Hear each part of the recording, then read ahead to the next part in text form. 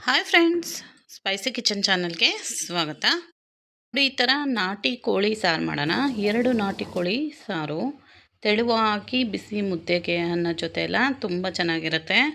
ತೆಳುವಾದ ನಾಟಿ ಕೋಳಿ ಸಾಂಬಾರು ತುಂಬಾ ಟೇಸ್ಟಿಯಾಗಿರುತ್ತೆ. ಈ ಥರ ಒಂದು ಸರಿ ಟ್ರೈ ಮಾಡಿ. ತುಂಬ ಟೇಸ್ಟಿಯಾದಂಥ 2 ನಾಟಿ ಕೋಳಿ ಸಾರು ಇದು. ತೆಳುವಾಗಿ ಮಾಡ್ಕೊಂಡಿದ್ದೀನಿ, ಸ್ವಲ್ಪ ತುಂಬ ಚೆನ್ನಾಗಿ ಬರುತ್ತೆ. ಇದಕ್ಕೆ ಸಬ್ಸಿಗೆ ಸೊಪ್ಪು ಹಾಕ್ತಾಯಿದ್ದೀನಿ. ಇದಕ್ಕೆ ಸ್ಪೆಷಲ್ಲಾಗಿ ಟೇಸ್ಟ್ ಕೊಡುತ್ತೆ.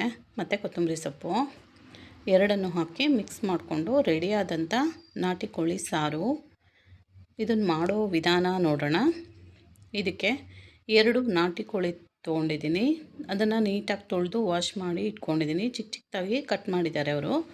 ನೋಡಿ, ಸ್ವಲ್ಪ ಕಪ್ಪು ಕಾಲಿನ ಕೋಳಿ ಇದು. ತುಂಬ ಟೇಸ್ಟಿಯಾಗಿ ಆಗುತ್ತೆ. ಇದಕ್ಕೆ ಹಸಿಮೆಣ್ಸಿನ್ಕಾಯಿ ಮತ್ತು ಈರುಳ್ಳಿ, ಟೊಮೊಟೊ ತೊಗೊಂಡಿದ್ದೀನಿ. ಇಲ್ಲಿ ಮಸಾಲೆಗೆ ಮೆಣಸು, ಕಪ್ಪು ಮೆಣಸು 1 ಸ್ಪೂನಷ್ಟು, 2 ಇಂಚು ಚಕ್ಕೆ, 15 ಲವಂಗ, ಒಂದೇ ಏಲಕ್ಕಿ ತೊಗೊಂಡಿದ್ದೀನಿ. 2 ಹಿಡಿಯುವಷ್ಟು ಕೊಬ್ಬರಿ ತೊಗೊಂಡಿದ್ದೀನಿ.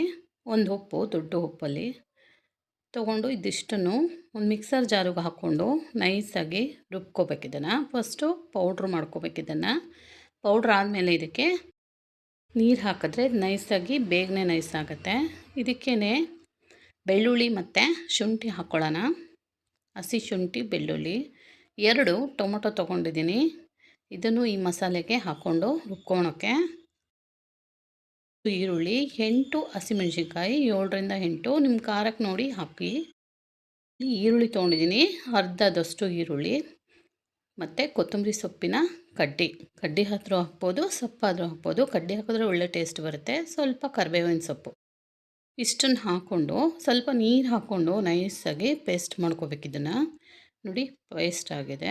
ಇದು ಯಾವುದನ್ನು ಹುರಿದಿಲ್ಲ, ಹಸಿ ಇದನ್ನೇ ಚೆನ್ನಾಗಿ ಫ್ರೈ ಮಾಡ್ತೇನೆ ನಾನು.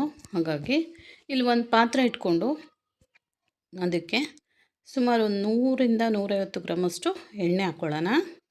ಎಣ್ಣೆ ಚೆನ್ನಾಗಿ ಕಾಯಿಸ್ಕೋಬೇಕು. ಕಾದಾದಮೇಲೆ ಇದಕ್ಕೆ ಒಂದು ಅರ್ಧ ಕಟ್ಟೋಷ್ಟು ಮೆಂತ್ಯ ಸೊಪ್ಪು, ಕೈಯಲ್ಲಿ 1 ಹಿಡಿಯುವಷ್ಟು ಮೆಂತ್ಯ ಸೊಪ್ಪನ್ನು ನೀಟಾಗಿ ತೊಳೆದು ಚಿಕ್ಕದಾಗಿ ಕಟ್ ಮಾಡಿ ಹಾಕ್ತಾಯಿದ್ದೀನಿ. ಇದು ಚೆನ್ನಾಗಿ ಆಯಿಲಲ್ಲಿ ಫ್ರೈ ಮಾಡ್ಕೋಬೇಕು. ಮೆಂತ್ಯ ಸೊಪ್ಪಿನ ಕಹಿ ಹೋಗಿ ಒಳ್ಳೆ ಫ್ಲೇವರ್ ಬರುತ್ತೆ. ಅಲ್ಲಿ ತನಕ ಇದನ್ನು ಫ್ರೈ ಮಾಡ್ಕೊಳ್ಳೋಣ. ಒಂದು 5-6 ಸೆಕೆಂಡ್ ಮಾಡಿಕೊಂಡ್ರೆ ಫ್ರೈ ಆಗಿ ಚೆನ್ನಾಗಿ ಒಳ್ಳೆ ಘಮ ಬರುತ್ತೆ. ಇದಕ್ಕೆ ಮತ್ತೆ ಹಸಿಮೆಣ್ಸಿನ್ಕಾಯಿ, ಈರುಳ್ಳಿ ನಾನು ರುಬ್ಬೋಕ್ಕೆಲ್ಲ ಹಾಕಿದ್ದೀನಿ. ನಿಮಗೆ ಖಾರ ಇಷ್ಟ ಇಲ್ಲ ಅಂದರೆ ಸ್ವಲ್ಪ ಈ ಹಸಿಮೆಣ್ಸಿನ್ಕಾಯಿನ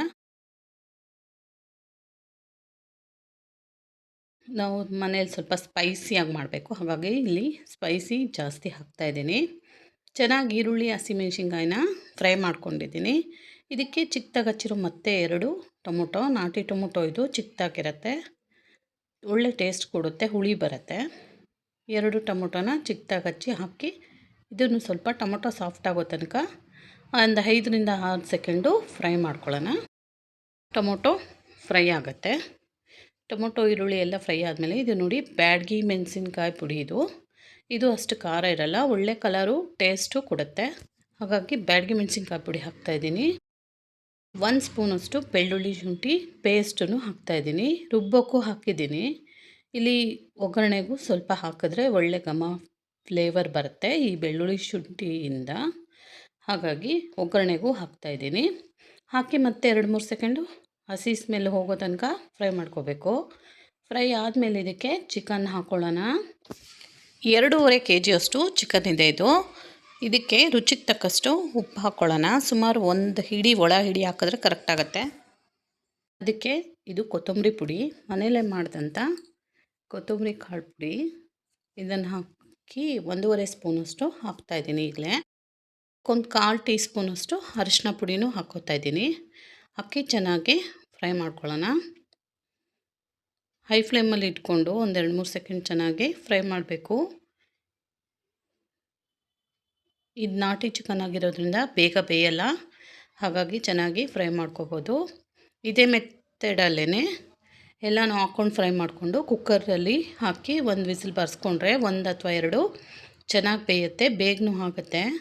ನಾನಿಲ್ಲಿ ಪಾತ್ರೆಯಲ್ಲೇ ಮಾಡ್ತಾಯಿದ್ದೀನಿ. ಇದನ್ನು ಮುಚ್ಚಿ ಸುಮಾರು 10 ನಿಮಿಷಗಳ ಕಾಲ ಚೆನ್ನಾಗಿ ಫ್ರೈ ಮಾಡ್ಕೊಳ್ಳೋಣ. ಇದನ್ನು ಸಿಮ್ಮಲ್ಲಿ ಇಟ್ಕೊಂಡು ನೋಡಿ, ಮಧ್ಯದಲ್ಲಿ ಒಂದು ಸಾರಿ ಚೆಕ್ ಮಾಡ್ಕೋಬೇಕು, ತಳ ಹಿಡಿಯೋಕ್ಕೆ ಬಿಡಬಾರ್ದು. ಫ್ರೈ ಮಾಡ್ಕೊಳ್ಬೇಕು ಒಂದು ಸಾರಿ. ಚೆನ್ನಾಗಿ ಫ್ರೈ ಆಗಬೇಕದು. ನೋಡಿ ಈ ಥರ ಫ್ರೈ ಮಾಡ್ಕೊಳ್ಳೋಣ. ಈಗ ನೋಡಿ ಆಯಿಲ್ ತೇಲ್ಕೊಂಬರ್ತಾಯಿದೆ, ಚೆನ್ನಾಗಿ ಫ್ರೈ ಆಗಿದೆ. ಈ ಟೈಮಲ್ಲಿ ಈ ಮಸಾಲಾನ ಹಾಕೊಂಬಿಡೋಣ. ಇದಕ್ಕೆ ರುಬ್ಕೊಂಡಂಥ ನೈಸಾದ ಮಸಾಲ. ಈ ಮಸಾಲಾನು ಸುಮಾರು ಒಂದು 5 ನಿಮಿಷಗಳ ಕಾಲ ಮತ್ತೆ ಫ್ರೈ ಮಾಡ್ಕೋಬೇಕು ಆಯಿಲಲ್ಲಿ. ಒಳ್ಳೆ ಟೇಸ್ಟು ಫ್ಲೇವರು ಬರುತ್ತೆ ಫ್ರೈ ಮಾಡೋದ್ರಿಂದ. ನೋಡಿ ಈ ಥರ ತಳ ಹಿಡಿಯೋಕ್ಕೆ ಬಿಡಬಾರ್ದು, ಫ್ರೈ ಮಾಡಬೇಕು ಚೆನ್ನಾಗೆ. ಹಸಿ ಸ್ಮೆಲ್ಲೆಲ್ಲ ಹಸಿ ಮಸಾಲೆ ಆಗಿರೋದ್ರಿಂದ ಚೆನ್ನಾಗೆ ಫ್ರೈ ಮಾಡ್ಕೋಬೇಕು, ಹಸಿ ಸ್ಮೆಲ್ ಹೋಗೋ ತನಕ. ಈ ಥರ ಕಲರ್ ಚೇಂಜ್ ಆಗಬೇಕು ನೋಡಿ. ಈ ಟೈಮಲ್ಲಿ ಕುದೀತಾ ಇರೋವಂಥ ಬಿಸಿ ನೀರನ್ನು ಹಾಕ್ತಾಯಿದ್ದೀನಿ ನಾನಿಲ್ಲಿ. ನಾಟಿ ಕೋಳಿಗೆ ಬಿಸಿ ನೀರು ಹಾಕಿದ್ರೆ ಚಿಕನ್ನು ಬೇಗ ಬೇಯುತ್ತೆ. ಹಾಗಾಗಿ ಕುದೀತಾ ಇರೋವಂಥ ಸುಮಾರು 1.5 ಲೀಟ್ರಷ್ಟು ನೀರನ್ನು ಇದಕ್ಕೆ ಹಾಕ್ಕೊಳ್ತಾ ಇದ್ದೀನಿ. ಹಾಕ್ಕೊಂಡು ಚೆನ್ನಾಗೆ ಮಿಕ್ಸ್ ಮಾಡ್ಕೊಳ್ಳೋಣ. ಇದು ಬೇಗ ಕುದಿ ಬಂದುಬಿಡುತ್ತೆ. ಕುದೀತಾ ಇರೋ ನೀರಾಗಿರೋದ್ರಿಂದ ಚೆನ್ನಾಗಿ ಇದನ್ನು ಕುದಿಸ್ಕೋಬೇಕು. ಮತ್ತು 10 ನಿಮಿಷಗಳ ಕಾಲ ಚೆನ್ನಾಗೆ ಕುದಿಸ್ಕೋಬೇಕು. ಚೆನ್ನಾಗಿ ಕುದ್ದಾದಮೇಲೆ ಇದು ಉಪ್ಪು ಖಾರ ಚೆಕ್ ಮಾಡಿಕೊಂಡು ಹಾಕ್ಕೋಬೋದು. ನಾನಿಲ್ಲಿ ಒಂದು ಸ್ವಲ್ಪ ಉಪ್ಪು ಕಡಿಮೆ ಇದೆ, ಹಾಗಾಗಿ ಈಗ ಹಾಕ್ತಾಯಿದ್ದೀನಿ. ಮುಚ್ಚಿ ಸುಮಾರು 20 ಅರ್ಧ ಗಂಟೆಗಳ ಕಾಲ ಸಿಮ್ಮಲ್ಲಿ ಇಟ್ಕೊಂಡು ಬೇಯಿಸ್ಕೊಂಡಿದ್ದೀನಿ ನಾನು ಇದನ್ನು. ಚಿಕನ್ನು ಬೆಂದಿದೆ ಪೂರ್ತಿಯಾಗಿ. ಇದಕ್ಕೆ ಇದ್ರದ್ದು ಪಾರ್ಟ್ಸು, ಚಿಕನ್ದು ಮೊಟ್ಟೆ, ಲಿವರು ಎಲ್ಲನೂ ಈಗ ಹಾಕ್ಕೋತಾ ಇದ್ದೀನಿ ನಾನು. ಇದು ಕೋಳಿದು ಬ್ಲೆಡ್ಡು, ಅದನ್ನು ಹಾಕಿ ಒಂದು 2-3 ಸೆಕೆಂಡು ಚೆನ್ನಾಗೆ ಬೇಯಿಸ್ಕೊಳ್ಳೋಣ. ಇದನ್ನು ಒಂದು 10 ನಿಮಿಷಗಳ ಕಾಲ ಮತ್ತೆ ಬೇಯಿಸ್ಕೊಂಡ್ರೆ ರೆಡಿ ಆಯಿತು ಚಿಕನ್ ಸಾರು. ಇದಕ್ಕೆ ಸಬ್ಬಸಿಗೆ ಸೊಪ್ಪು ಒಳ್ಳೆ ಟೇಸ್ಟ್ ಕೊಡುತ್ತೆ. ನಿಮಗೆ ಇಷ್ಟ ಇದ್ದರೆ ಹಾಕ್ಕೋಬೋದು, ಇಲ್ಲಾಂದರೆ ಕೊತ್ತಂಬರಿ ಸೊಪ್ಪು ಮಾತ್ರ ಹಾಕ್ಕೋಬೋದು. ಇಲ್ಲಿ ಕೊತ್ತಂಬರಿ ಮತ್ತು ಸಬ್ಬಸಿಗೆ ಸೊಪ್ಪನ್ನು ಎರಡೂ ಬಳಸ್ತಾ ಇದ್ದೀನಿ. Thank you.